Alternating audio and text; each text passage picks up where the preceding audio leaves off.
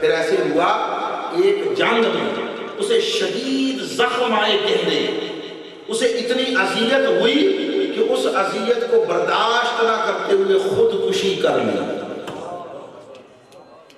زبان مصطفیٰ سے نکلا ہوا حرف وہ صداقت کا جامہ پہن کر روندا۔ اور ایک بات اور عرض کر دوں مضمون آگے بڑھانے سے پہلے، یہ جو صداقت کی بات کی، آقا علیہ السلام نے 40 سالہ زندگی مکہ میں گزاری اعلان نبوت سے پہلے۔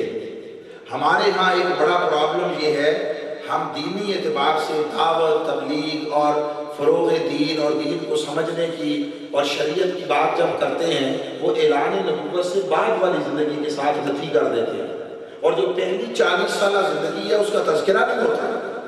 ذرا توجہ فرمائیں، کل حیات ظاہری 63 برس، اس میں سے 40 اللہ نے اعلان نبوت سے پہلے رکھے، یہ 2/3 بن جاتا ہے، تقریباً 2/3 تو نبی کی زندگی ہے، اور اس کا 2/3 معاذ اللہ بے مقصد ہوگا، اس کا کوئی ریلیونس نہ ہو، تعلق نہ ہو، یہ کیسے ممکن ہے؟ اور پھر اہم بات یہ، جب کوہ صفا پر کھڑے ہو کر فرمایا اگر کہوں دوسری طرف ایک فوج اور لشکر ہے جو تمہارے اوپر حملہ کرنے والا ہے، تمہارا جواب کیا ہوگا؟ سامنے کافر کھڑے تھے، سب نے کہا مان لیں گے، آپ کی بات کو مان لیں گے، دیکھے بغیر؟ ہاں دیکھے بغیر۔ کیوں مان لو گے؟ اس لیے کہ آپ کی زبان سے کبھی جھوٹ نہیں نکلا۔ پھر جب حضور نے فرمایا کہ اللہ کو مان لو تو انہوں نے اس کا انکار کیا۔ سبب یہ تھا کہ اپنے خدا کو چھوڑنا کوئی آسان بات ہے؟ وہ خدا جھوٹا یا سچا وہ الگ میٹر ہے، مگر جس کو خدا مانتا ہے اس کو چھوڑنا کوئی آسان ہے؟ ہندو آج اپنے عقیدے پر بولیے جان نہیں دیتے، لڑتے مرتے نہیں ہیں۔ کافر مشرک مجوسی وہ اپنے عقیدے پر اپنے خداؤں کے لیے لڑتے مرتے مارتے نہیں ہیں۔ بھئی خدا جھوٹا یا سچا وہ الگ معاملہ ہے، مگر ہر کوئی اپنے خدا سے محبت کرتا۔ تو انہوں نے کہا نہیں، ہم اتنی آسانی سے تو نہیں چھوڑنے والے اپنے خداؤں کو، آپ کوئی دلیل نہیں۔ حضور علیہ السلام نے اب سنیے، یہ بات بعد میں ذرا تفصیل سے آئے گی، ابھی ایک جملہ کہہ کر آگے بڑھ رہا ہوں۔ انہوں نے اللہ کے ہونے پر دلیل مانگی۔ کس پر؟ اللہ کے ہونے پر۔ حضور نے چاند کو ٹکڑے نہیں کیا، ڈوبے سورج کو واپس نہیں پھرایا، درختوں کو بلا کر اپنے پاس نہیں دکھایا، جانوروں سے سجدہ نہیں کروایا، کنکروں سے کلمہ نہیں پڑھایا، انگلیوں سے چشمے جاری کر کے نہیں دکھایا۔ یہ خاص سمجھنے والی بات، یہ سارا کچھ بعد ازاں ہوتا رہا، مگر یہ سارے دلائل نبوت تھے۔ انہوں نے اس وقت دلیل نبوت نہیں مانگی تھی، دلیل توحید مانگی تھی، رب کے ہونے کی دلیل مانگی تھی۔ ثابت کیجئے کہ رب ہے۔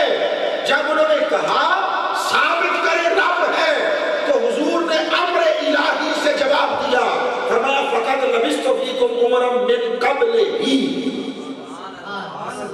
یہ جو اعلان نبوت سے پہلے والی زندگی ہے نا، یہ رب کے ہونے پر دلیل ہے۔ بات سمجھے آپ؟ اعلان نبوت سے پہلے والی زندگی، وہی 40 سالہ زندگی مصطفیٰ نے دلیل توحید بنائی۔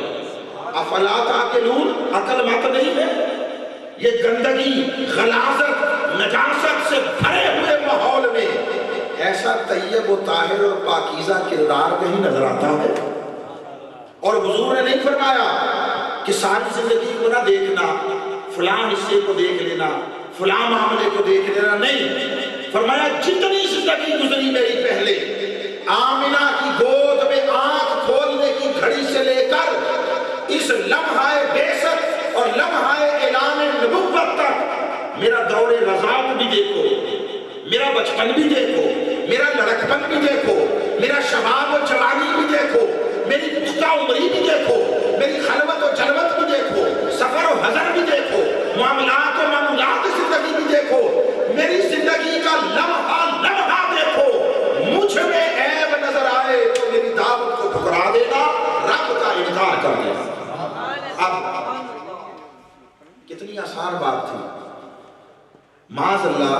حضور کی زندگی میں کوئی جھول نظر آتی، کوئی کمی، کوئی نقص، کوئی عیب نظر آتا تو انگلی رکھتے، حضور کی دعوت کو ٹھکرا دینے کا جواز حاصل کرتے، اور حضور دوبارہ اس معاشرے میں دعوت دین اور دعوت توحید نہ دے پاتے۔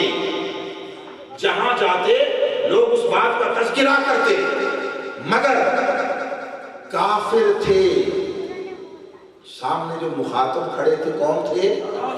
کافر تھے۔ کافر ہو کر حضور کی زندگی میں کوئی عیب نظر نہیں آیا۔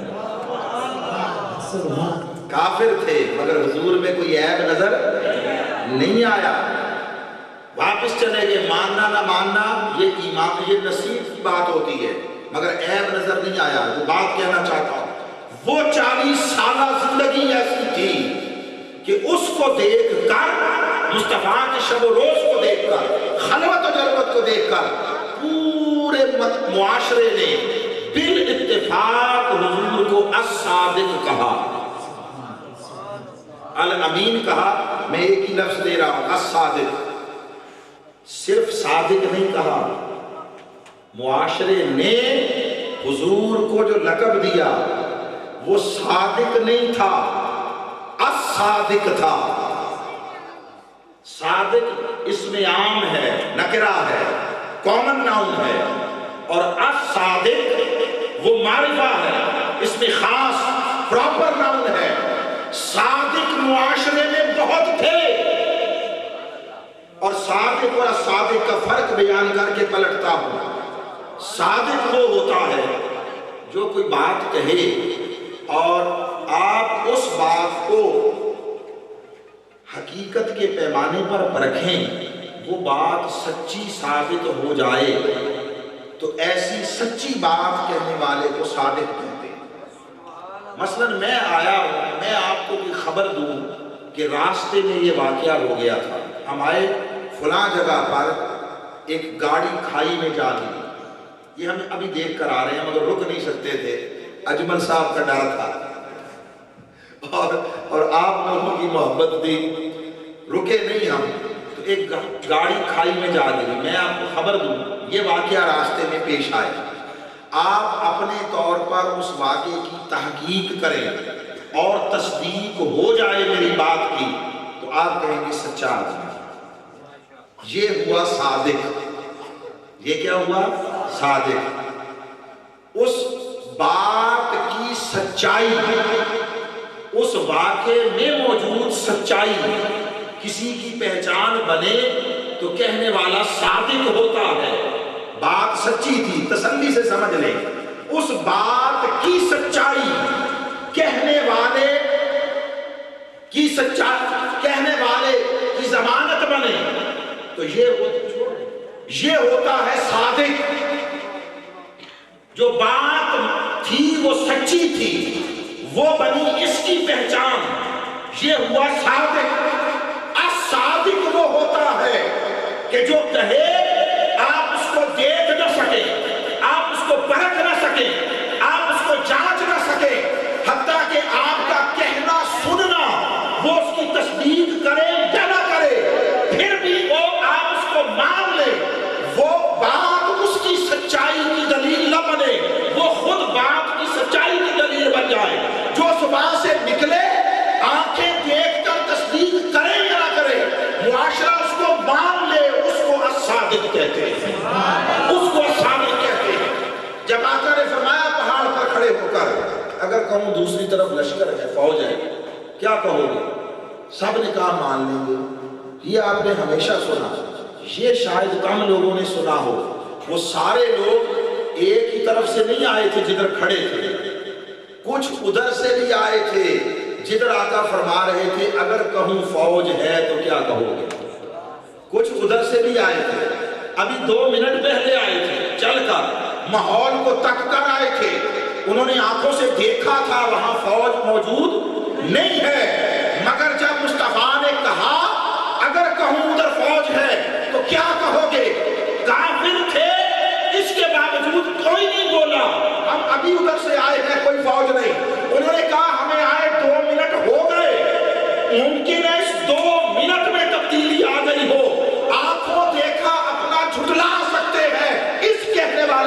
کو نہیں جھٹلا سکتے. اسے الصادق کہتے ہیں. نعرہ تکبیر، نعرہ رسالت، نعرہ حیدری، آمد مصطفیٰ، آمد مصطفیٰ. یہ حضور آقا واقعے کی سچائی کے محتاج نہیں، جو زبان سے نکلا وہ خود سچائی کا معیار بنا ہے. یہ آقا کی عمر رفتہ ہے اعلان نبوت سے پہلے، جس کو ہم سمجھنے کی کوشش نہیں کرتے. اس پر دین کی بنیاد ہے، اور وہی 40 سال اعلان نبوت اور وجود باری کی دلیل ہے. تو حضور علیہ الصلوۃ والتسلیم کو اللہ نے معلم بنا کر بھیجا. معلم، بات ادھر سے ادھر ڈائیورٹ ہوئی تھی. معلم بنا کر بھیجا، استاد بنا کر بھیجا، پڑھانے کے لیے. کیا پڑھانے کے لیے؟ پہلا مضمون ہے قرآن، اور قرآن کے متعلق ہر مسلک، ہر مکتبہ فکر بالاتفاق یہ مانتا ہے اس میں کائنات کے سارے علوم و فنون کو اللہ نے جمع کر دیا. درست ہے نا؟ قرآن مجید میں اس نے خود اعلان فرمایا لا رطب ولا یابس الا فی کتاب مبین. تمام خشک و تر کو اللہ نے اس قرآن میں جمع کر دیا، اور کوئی چیز یا خشک ہوگی یا تر تیسری حالت نہیں ہوگی. اس کا معنی یہ ہے تمام علوم کائنات کو اس کے اندر سمو دیا.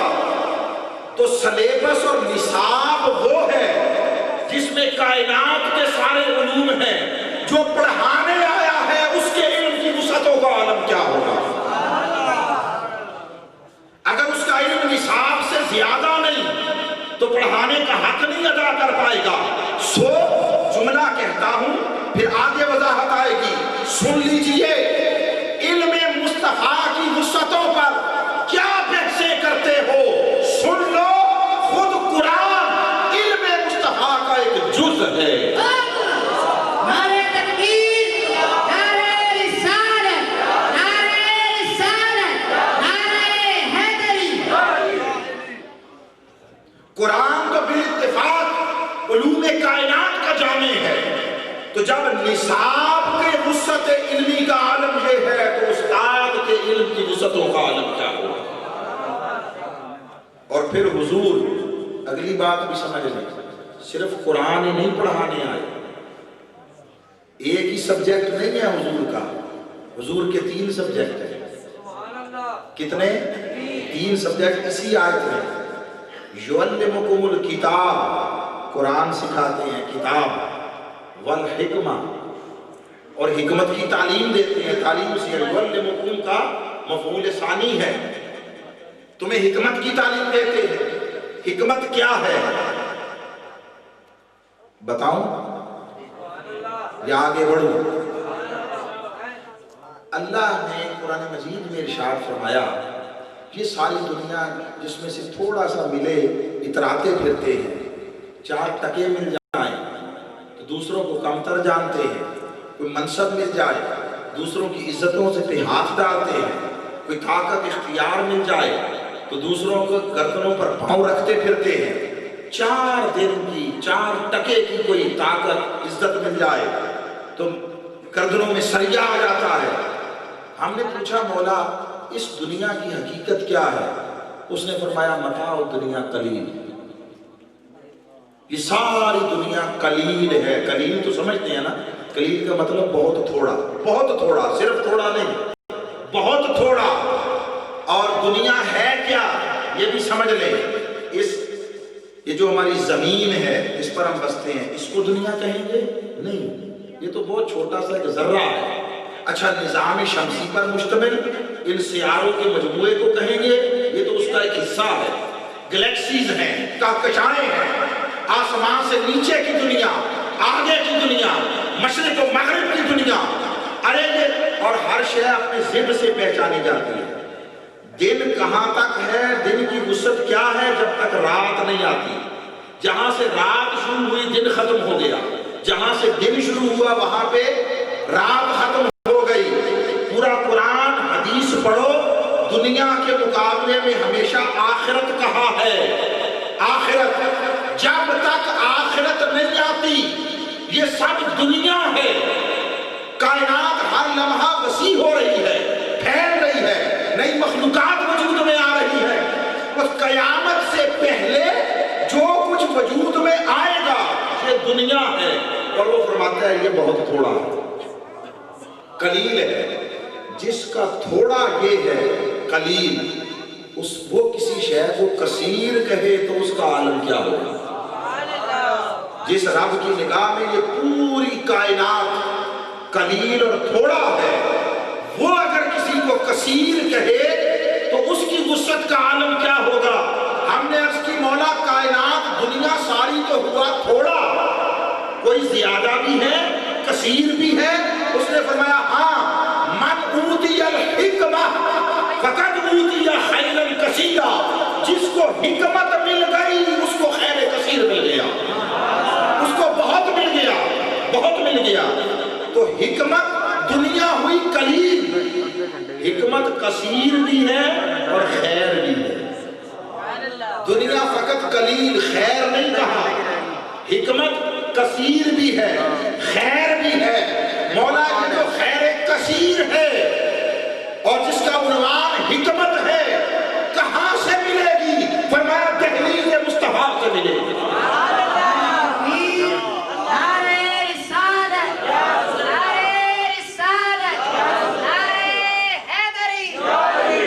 ہم نے عظمت و شان مصطفیٰ کو کبھی آئینہ قرآن میں سمجھنے کی کوشش نہیں کی.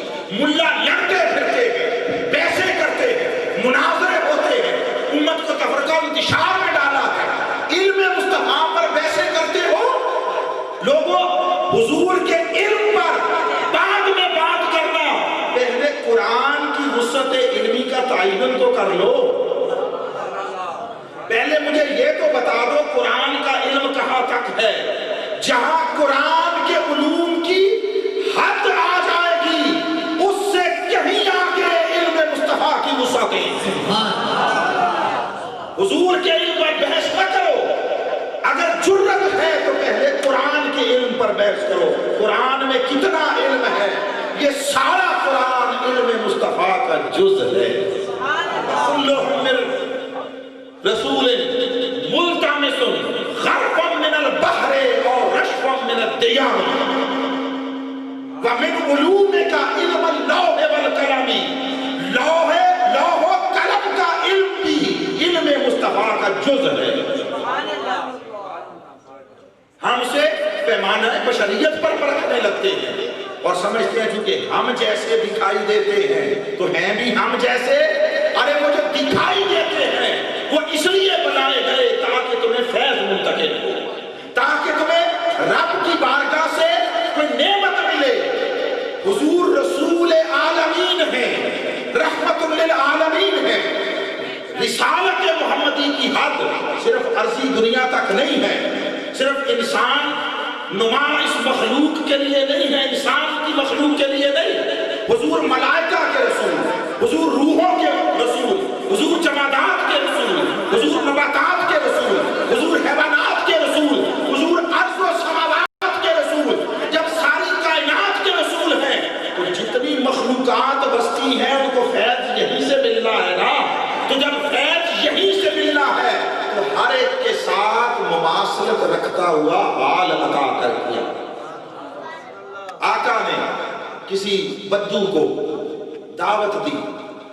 بدو بھی بکریاں چرانے والا چرواہا چھیڑو، اسے دعوت دی میں نبی ہوں مجھ پر ایمان لے آؤ. اس نے کہا دلیل کیا ہے؟ بات تو درست تھی نا، دلیل دیں. حضور نے فرمایا تمہیں کیا دلیل چاہیے؟ اب وہ بدو تھا اپنی سمجھ کے مطابق سے کہا وہ جو سامنے درخت ہے نا آپ اس کو بلائیں، اگر چل کر آ جائے تو مان لوں گا.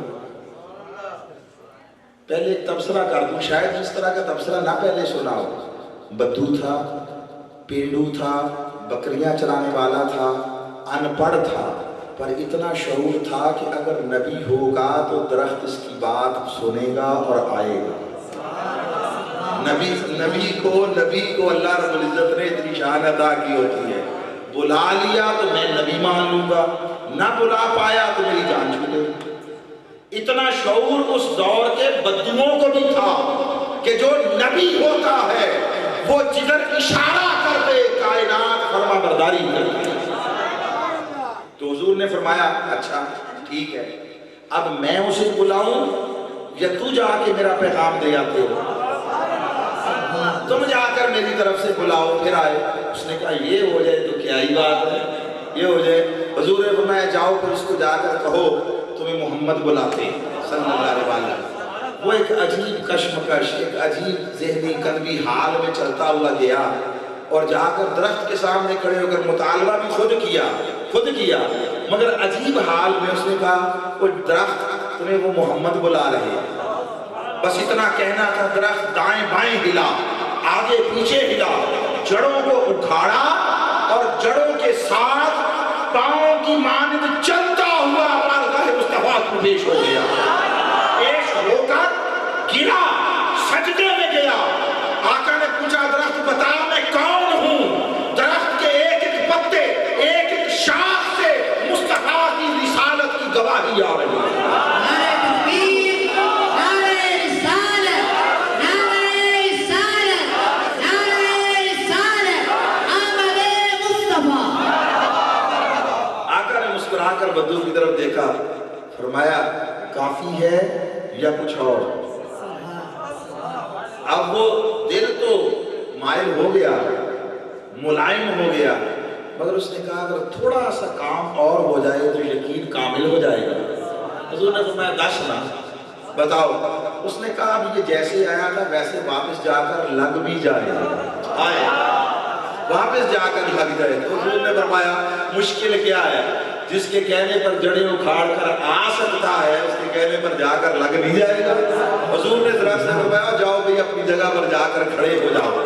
آج پوری دنیا گھوم لو، پوری دنیا، کسی درخت کو، تناور درخت کو، چھوٹا سا پودا نہیں، تناور درخت کو اس طرح کھینچ کر جڑوں سے زمین سے نکال لیا جائے، جڑیں ننگی ہو جائیں، مجھے بتاؤ کہاں لگے گا؟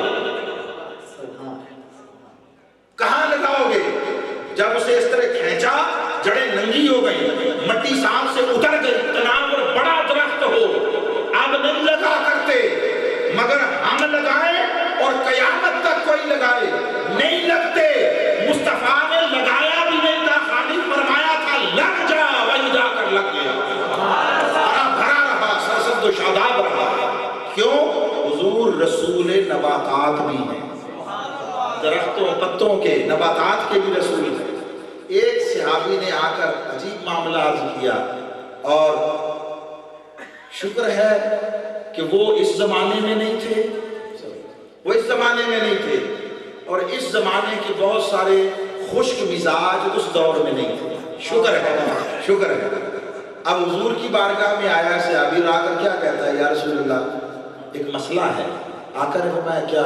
اس نے کہا وہ ہمارا اونٹ ہے وہ پاگل سا ہو گیا ہے، کام بھی نہیں کرتا، کاٹنے کو دوڑتا ہے، کاٹتا ہے آگے سے۔ تو پہلے تو صحابی سے پوچھو کہ حضور علیہ الصلوۃ والتسلیم نے وہاں کوئی ویٹرنری کلینک کھولا ہوا تھا، شفا خانہ حیوانات کھولا ہوا تھا، حضور اس لیے آئے تھے؟ بھئی اونٹ بیمار ہو گیا، پاگل ہو گیا تو کسی ڈاکٹر ماہر حیوانات کو بلاؤ نا۔ مگر سنیے، پاگل اونٹ ہوا ہے، بھاگا حضور کے پاس آیا، آقا اونٹ پاگل ہو گیا، ایک کوئی ہے کام کرنے والا، کام کرنے کے لیے اور کوئی جانور نہیں میسر۔ تو حضور نے بھی نہیں فرمایا میں کیا کروں، میں تو تمہیں کوئی حلال و حرام کے مسئلے بتانے آیا ہوں، میں تمہیں فرائض و واجبات کا علم دینے آیا ہوں، میں تمہیں حرام ممنوعات مکروہات کی تعلیم دینے آیا ہوں، میں تمہیں نماز روزہ سکھانے آیا ہوں، یہ اونٹوں کے مسائل لے کر میرے پاس کیوں آتے ہو؟ حضور نے نہیں فرمایا، حضور نے فرمایا چلو ابھی چلتے ہیں۔ چل پڑے، اس کے گھر جا پہنچے، کہاں ہے اونٹ؟ اس نے کہا اس حویلی میں ہے۔ آقا بڑھنے لگے، خود بلانے آیا، خود دامن تھام لیا، یا رسول اللہ پاگل ہے، کاٹتا ہے، نقصان پہنچائے گا۔ حضور نے فرمایا چھوڑ دو تم مجھے، تمہیں نقصان پہنچائے گا، مجھے پہچانتا ہے، خالی اونٹ بھی نہیں، پاگل اونٹ۔ آقا نے فرمایا مجھے پہچانتا ہے، چھوڑ دو تم۔ حضور آگے گئے، وہ صحابی ایک عجیب حال میں یہ منظر دیکھ رہا ہے، اونٹ آگے بڑھا، مصطفیٰ کو دیکھا، بھاگتا ہوا آیا، مصطفیٰ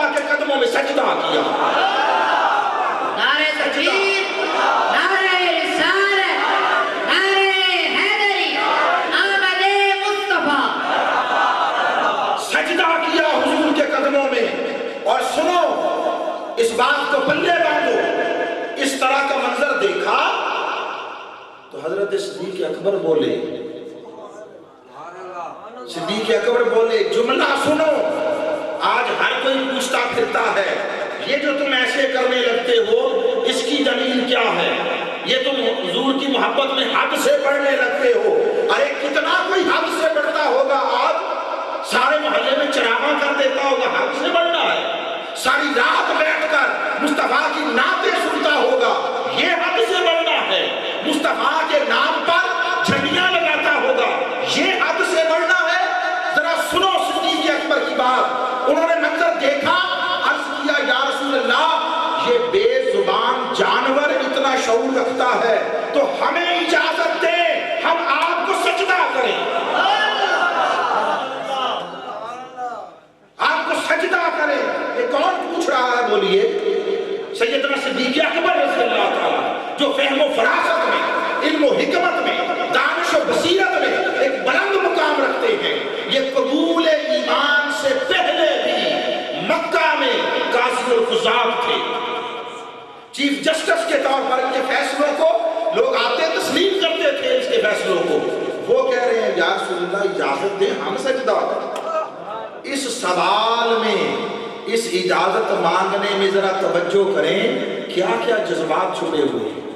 وہ حضور کے فضائل کو دیکھ کر، آقا کے معجزات کو دیکھ کر، حضور کے کمالات کو دیکھ کر ان کے دل میں کیا کیا ارمان انگڑائیاں لیتے تھے، کیا کیا جذبات مچلتے تھے۔ مگر آقا نے فرمایا نہیں ابو بکر، اللہ کے سوا کسی کو سجدہ جائز نہیں ہے۔ پاگل اونٹ کیوں حضور کے قدموں میں چھپ گیا تھا؟ اس لیے کہ حضور حیوانات کے بھی رسول ہیں، حیوانات کے رسول ہیں۔ نباتات کی بات ہو گئی، حیوانات کی بات ہوگی، جمادات کی رہ گئی۔ ابو جہل آیا، اس نے کہا چلو آج ایک نیا کام کرتے ہیں جو ہو ہی نہیں سکتا، ہو ہی نہیں سکتا، تو اس طرح ان کی دعوت کا سلسلہ ختم ہو جائے گا، جان چھوٹے گی۔ وہ آیا ہاتھ میں چند کنکر پتھر لے کر، اور آیا بھاگا بھاگا اور کہنے لگا محمد صلی اللہ علیہ وسلم بتائیں میرے ہاتھ میں کیا ہے؟ حضور نے دیکھا، حضور اس کی کم عقلی پہ مسکرائے ہوں گے۔ کم میں معذرت خواہ ہوں، بس ایک لفظ ہے کبھی کبھی میرے منہ پر آ جاتا ہے، اب آ گیا میں روکوں گا نہیں۔ حضور نے کہا ہوگا چملا دیا، خود حیا کر، عقل کر۔ کس بات میں امتحان لینے آیا ہے؟ نبوت کا، رسالت کا۔ تو حضور نے فرمایا چھوڑو، میں کیا بتاؤں؟ میں بتاؤں تیرے ہاتھ میں کیا ہے یا تیرے ہاتھ والی شے بتائے میں کون ہوں؟ میں بتاؤں کہ وہاں کیا ہے یا وہ بتائے کہ میں کون ہوں؟ وہ عجیب پریشانی میں، اس نے کہا اچھا ایسا بھی ہو سکتا ہے، یہ ہو جائے تو بڑی اونچی بات ہے۔ تو حضور نے اس کے ہاتھ کی طرف اشارہ کر کے فرمایا بولو میں کون ہوں؟ کنکر ابو جہل کے ہاتھ میں تھے، آواز آ رہی تھی انت رسول اللہ، آپ اللہ کے رسول ہیں۔ وہ کہہ رہے تھے اشہد انک رسول اللہ، ہم گواہی دیتے ہیں آپ اللہ کے رسول ہیں۔ کیوں بول پڑے کنکر؟ آقا نے فرمایا اعلان نبوت سے بھی پہلے جب میں یہاں سے گزرتا تھا اس وقت بھی کچھ پتھر مجھ پر درود و سلام پڑھتے تھے، اور میں اس پتھر کو میں آج بھی پہچانتا ہوں۔ وہ کس نے شعور دیا تھا؟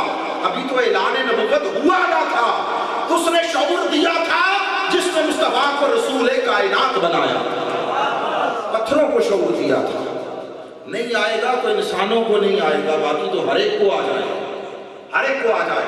تو حضور علیہ الصلوۃ والتسلیم جب رسول کائنات بنائے گئے تو کائنات کے سارے علوم مصطفیٰ کو نہ عطا کیے ہوں گے؟